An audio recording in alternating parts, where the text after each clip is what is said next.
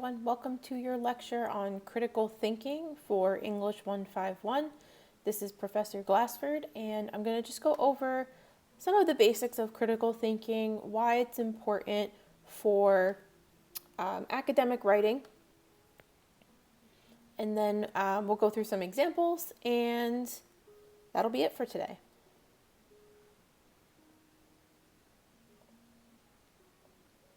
Okay, so what is critical thinking? So this is just a quote here from criticalthinking.org.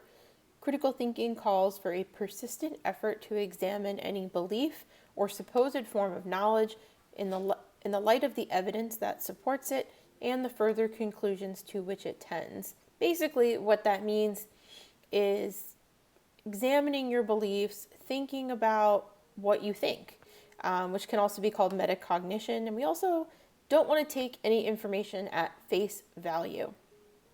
We have to learn to do research, and that doesn't just mean Googling. It's kind of taken on that meaning in today's day and age, but just Googling something doesn't mean that you're doing research or that you're thinking critically. What happens a lot of times with Googling is that we get what's called confirmation bias. Google's algorithms just measure what words we're looking at. So if you're asking, for example, why is this guy blue? You're not going to get other answers other than an answer to that specific question of why this guy is blue. What if this guy's not blue? What if it's green? Obviously, this is a silly answer.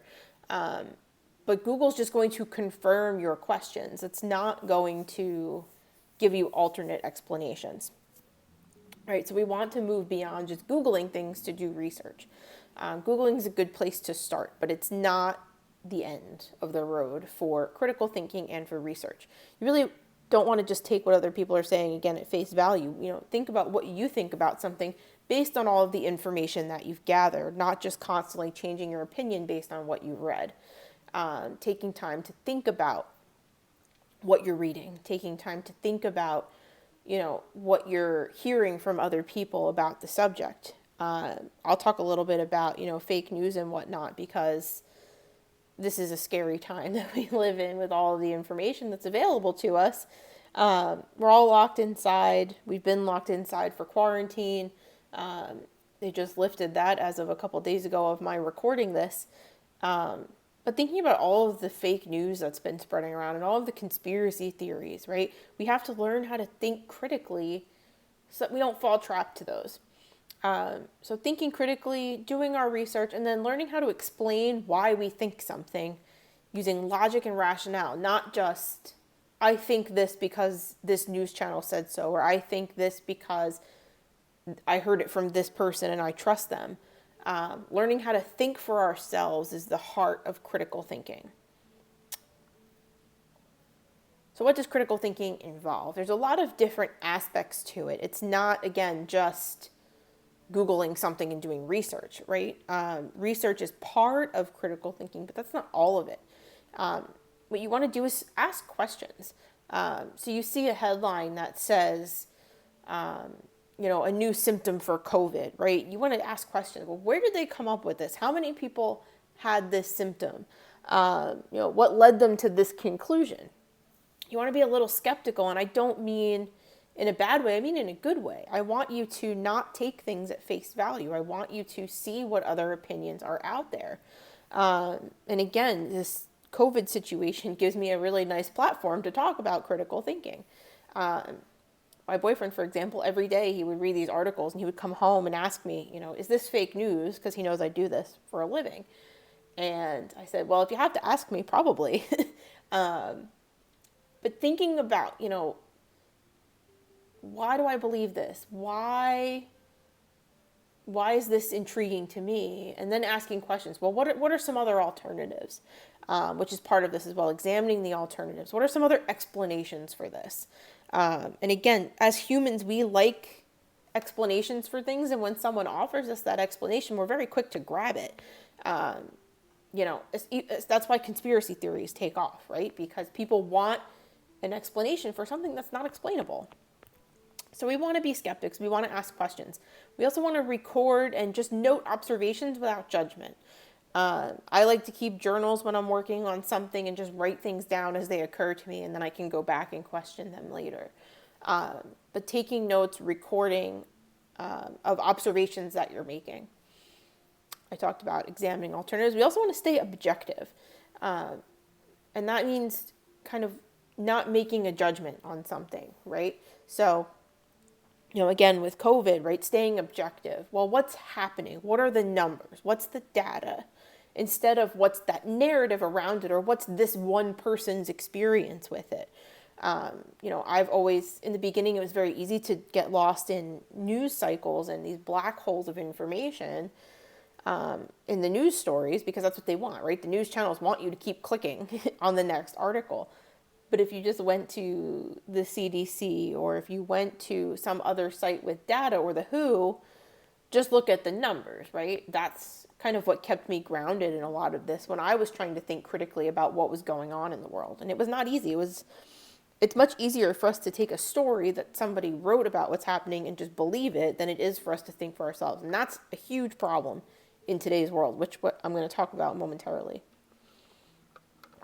But the last part of critical thinking is research.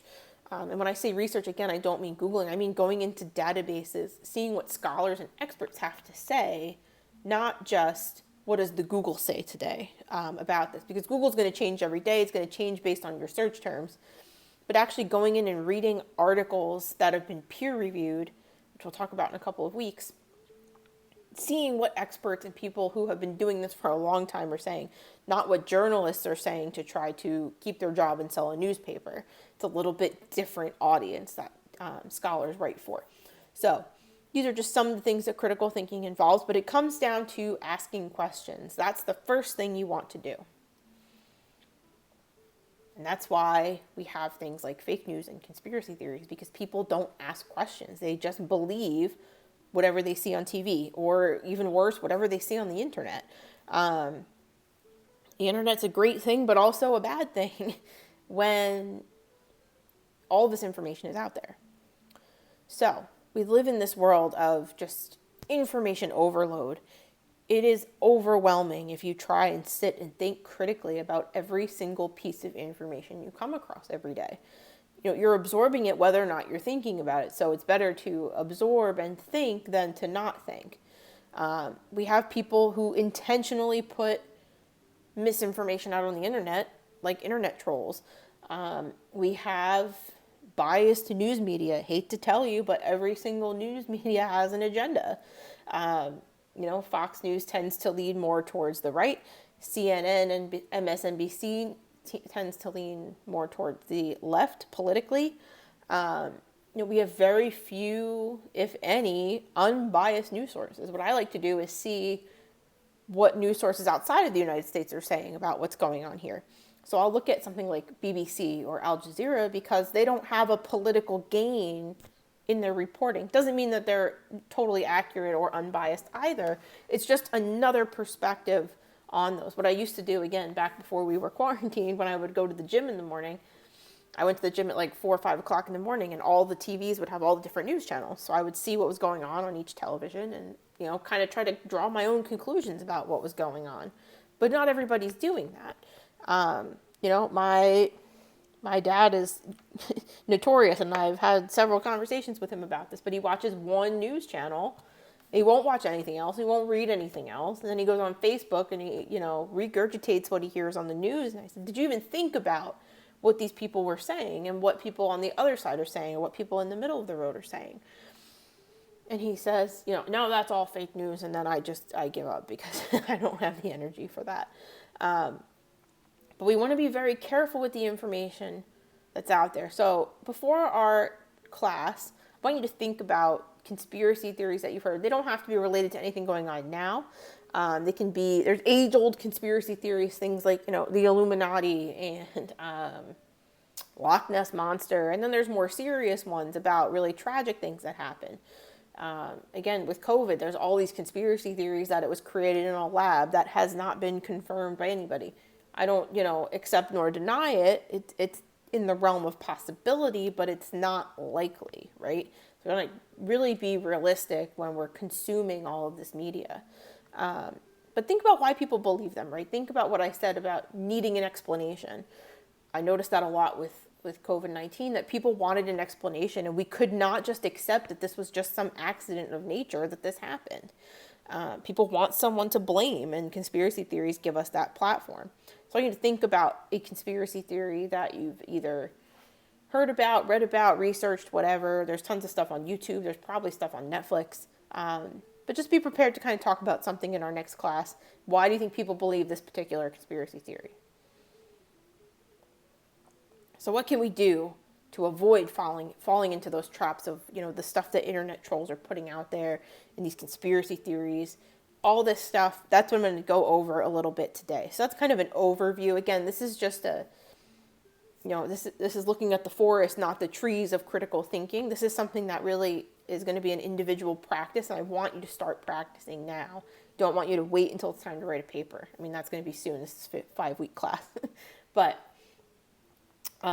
really start to think about that. So the first thing you can do to avoid that trap is analyze. So to analyze means to pick something apart or to separate a whole into its component parts, right? So we think about, we analyze a story, we analyze a poem, we analyze someone's speech. Once you can learn to do this, you can figure out what anybody's saying. You will never, ever be duped ever again. I overanalyze things, right? If you've ever gotten a text message and trying to figure out what's this person really trying to say? Why did they put a period? Why didn't they put a period? Why is there an emoji? Did they write LOL at the end, right? We do this every single day. We analyze things that we want to analyze, things that we want to understand, right? When you're having a conversation with someone over text message, you're analyzing their words because you want to make sure you're getting their message, but you also have your own cognitive biases coming into play here that you want to hear a specific, message from that. And that's what we want to do with the media we consume as well, not just our conversations, because this is meaningful. So everything you read, see, and hear should be analyzed. Now, I'm not saying you have to spend hours on every single news story you read, but just start to get in the habit of picking things apart and looking for what's really there, what's beyond, just what I'm seeing or just what I'm hearing. Reading between the lines is another way to say, to analyze. And this is going to be the first step to writing a really well-crafted paper, is analyzing your sources. So I'm just going to throw this up here. I want you to think about it. You can pause the video and look at it if you need to. But I just pulled this. This is from today. Today is June 12th, 2020. Vaccine experts want the FDA to commit to 30,000 people in COVID-19 vaccine trials. Again, this is happening today. This is from CNN. You can see that, CNN medical correspondent, Elizabeth Cohen. You can click on her name, not here, but when you go to the article. But I want you to just look at the screen capture. This is what you see. Underneath the photo, there's a little blurb, but I intentionally cut that out. So I just wanted you to look at the headline. Okay? Think about what you see there. Vaccine experts want the FDA to commit to 30,000 people in COVID-19 vaccine trials. The first thing that comes to my mind is, who are these vaccine experts, right? Where are they from? Who's sponsoring their study and their what they're saying? Are they from the CDC? Are they independent? Are they from another country? How long have they been doing this? What's their credentials? Right? What do you mean? Vaccine expert sounds specific, but it's actually quite vague, right? Want the FDA, so Food and Drug Administration, to commit to 30,000 people in COVID-19 vaccine trials. Why 30,000? Where did they get that number from, right? That's the next thing I want to know. Okay, so I go into the article, who are these vaccine experts? What's their agenda? Do they have an agenda? And they're talking directly to the FDA. Again, that's who approves all of our drugs that go into the market. 30,000 people. Why 30,000? Why is that the magic number? Why not 40,000? Why not 50,000? Why not 20,000? What is the difference there, right? So I want to think critically about 30,000. And that's in their trials, right? What stage of the trial? Stage 1, stage 2, stage 3, all together, right? So there's a lot I need to learn still here. And that's just from the title of this article that I now need to go and look for. Then we have by Elizabeth Cohen, CNN senior medical correspondent. So who is this Elizabeth Cohen, right? I would want to find out who she is. In the article, I can click on her name, or I might have to Google her. What medical experience does she have? What qualifications does she have to talk about this? And that will lead me down probably another rabbit hole of information. But we want to look at that. And then on the side, you can also see advertisements, right? What advertisements is CNN sponsoring here? So we have to read a little closely here. But Trump campaign says it can't be held liable if rally attendees fill in the blank. They want you to click on that. They intentionally cut it off there, right? Kelly Clarkson files for divorce from husband Brandon Blackstock. So we go from vaccine trials to Trump campaign to Kelly Clarkson, right? So we have all these different things are all from CNN. We want to think about that, right? They're covering a lot of stuff here. So that's just the beginning of analyzing, right? What information do we need? What do we see? So Ralph Waldo Emerson, who was a transcendentalist thinker in the 1800s, says, what is the hardest task in the world? It's to think. We don't think that thinking is hard. We have, I think I read somewhere, we have between like 15 and 60,000 thoughts a day, depending on how fast your mind goes. I'm definitely on the upper end of that. I feel like my brain doesn't ever stop. I don't think it's hard to think in the literal sense, right? To have thoughts is not hard, but to critically think is difficult because it requires a lot of energy, and it requires us to be in an interactive relationship with the media that we're consuming and the information that we're consuming. It's not just us passively absorbing information via osmosis and hoping that something sticks. It's really thinking about what we're consuming. And Ralph Waldo Emerson, I like this quote because he wrote an essay called Self-Reliance, which should be required reading for all human beings. But that piece aside, the transcendentalists really were advocates for thinking for oneself. Ralph Waldo Emerson was a preacher in a Protestant church, and he said, we need to stop telling people what to think about the Bible. And obviously, some people in the religion didn't like that. He said, we should let people read it and think for themselves. And that was a radical idea back then. And so he got ousted and he quit, and he ended up traveling and lecturing about this. Anyway, academic writers, which is what you are now, you are all scholars. You're in college. You're academic writers. I don't care what you think you are or are not. Start adopting that mindset of an academic writer. You're not just writing essays just to get through the class. You're going to pick topics that you're actually interested in. And you're going to contribute to that body of knowledge with what you're doing. So academic writers are constantly thinking and questioning the world around them. I want you to start doing this.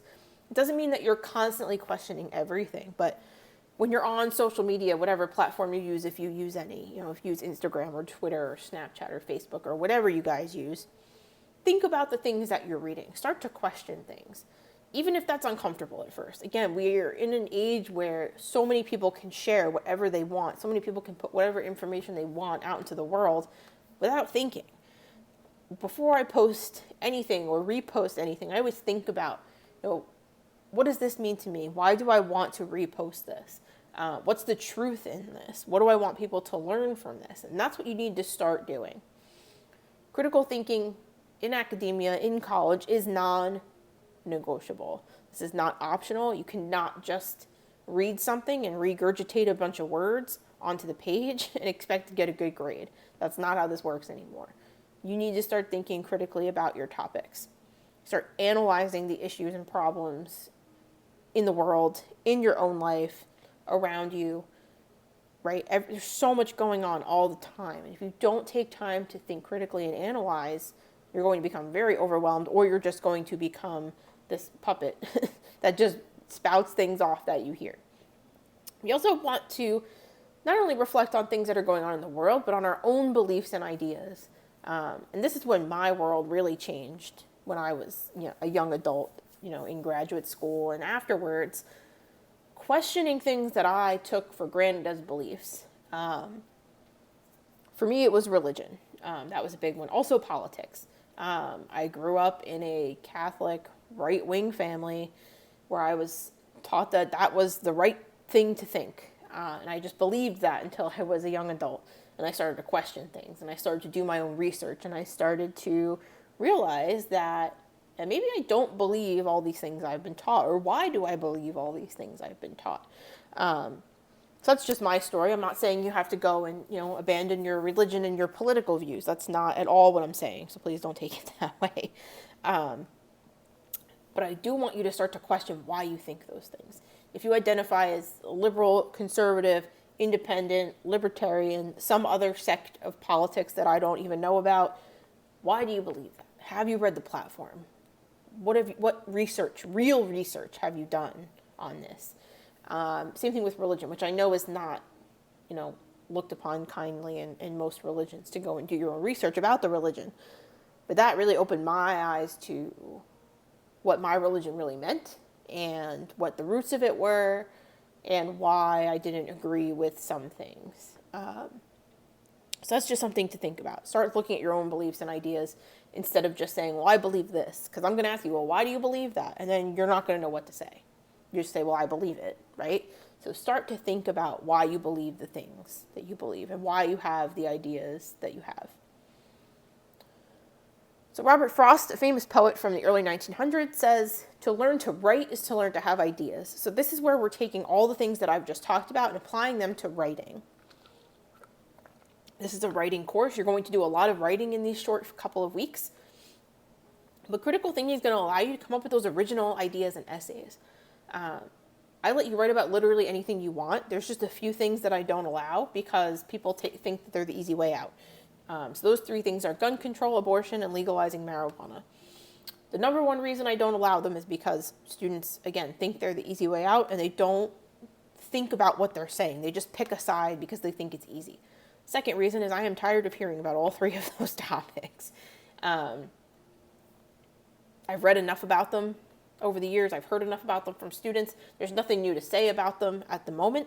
So there are other pertinent issues going on in the world that you can write about, as long as you can write about them objectively and create an original idea. So right now, I don't think it's a big secret that we're in the midst of this revolution I feel we're on the brink of, if not already in, regarding race and police brutality and education. Like, it's not just about the police and it's not just about prisons. It affects all facets of society.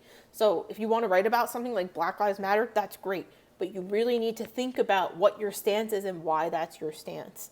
And that you can find research to back it up. I've had students that have great ideas, but there's nothing out there that supports it.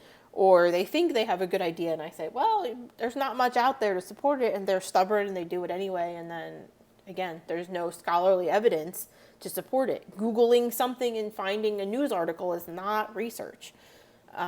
So start to keep that in mind. We're also going to talk with one another about our topics during class time, because that's going to help trigger some ideas. And just bouncing your ideas off of other people who might think differently than you, rather than get defensive and say, well, I believe, fill in the blank, right? Listen to what others have to say, and it might help you round out your topic a little bit. And just your ideas in general. Because those ideas will then trigger other ideas. I don't want you to just take a generic argument because you think it will be quote unquote easy. I want you to think about something that you really care about, that you feel passionate about, and that you want to learn about. Don't write about something you're already an expert in. That defeats the purpose. I want you to find something you want to learn more about. So I've gotten topics from, the health benefits of magic mushrooms, to police brutality, to dog training. What other? I've gotten so many interesting essays about hunting, about coral reefs, about sustainability, zero waste, all these different issues. You don't just have to pick the generic things that are going on in the world. You can write about something that you personally care about and that you personally want to learn more about. So this is applicable in and out of the classroom. When you go out into the world, into your businesses, your jobs, whatever that might be, you're going to be expected to come up with original ideas and defend those original ideas. It's not just going to be in school that you have to do this. This is for your life. This is preparation for life. So academic writing is a communication between scholars, a conversation in a discipline. And that's what you're doing. You are scholars. And I'm going to keep telling you that in every single lecture, that you are scholars. That's how I want you to learn to communicate. You have to learn to write formally. Doesn't mean everything's going to be correct. But I want you to start thinking about yourself as a scholar. So this is going to be a disciplinary conversation. And when I say discipline, I mean within a specific field, not necessarily, discipline like punishment. But thinking about, what field might you want to go into? You don't have to write about something in that field, but just thinking about that. So college writing is academic writing. Again, you're entering a conversation with people who are experts in this field, and you want to fit in with them. You don't just want to say, I read all these experts, here's what they say, see you later. What's your idea about it? After reading all of this, after doing all this research, what do you think about this?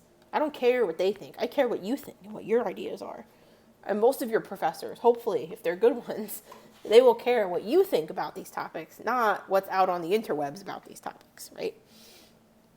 And I want you to start thinking about, too, how might this be different from casual writing? If you write a blog, or if you tweet or post on Facebook or whatever, text messages, right? It's going to be very different from that. So how might it be different?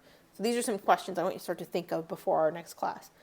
How might it be different from what you wrote in high school if you're just out of high school? If you're not just out of high school, that's okay.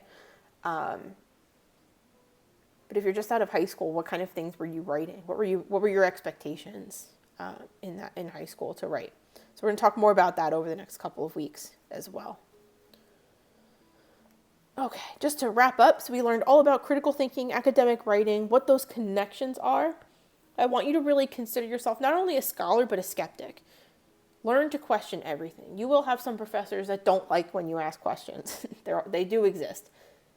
I had a student who questioned every single thing I said last semester in the spring, and it drove me nuts. But I was happy that he was thinking about what I was saying, even though it made me insane most days. But he made me think, right? So this is an exchange of ideas. I don't want you to think of me as this person who's just imparting knowledge on you. We're all here to learn, and we're all here to question. So I've had students ask me things and teach me things that I didn't know before, and that made me question what I thought was truth, or what I thought was the right way to do something. So learn to be a skeptic. And again, today's day and age, you got to learn to think for yourself. You have to learn to be self-reliant, or else you're going to be duped, as I say here on this slide, by all the hoopla that's out on the interwebs. Anybody can put anything out there, and it's frightening. So critical thinking is not only important for writing, it's important for life. I want you to remember that. If you remember nothing else from this class, I want you to remember that critical thinking is important for life. I will see you virtually in class this week. Enjoy. Hopefully you get some of those readings done as well.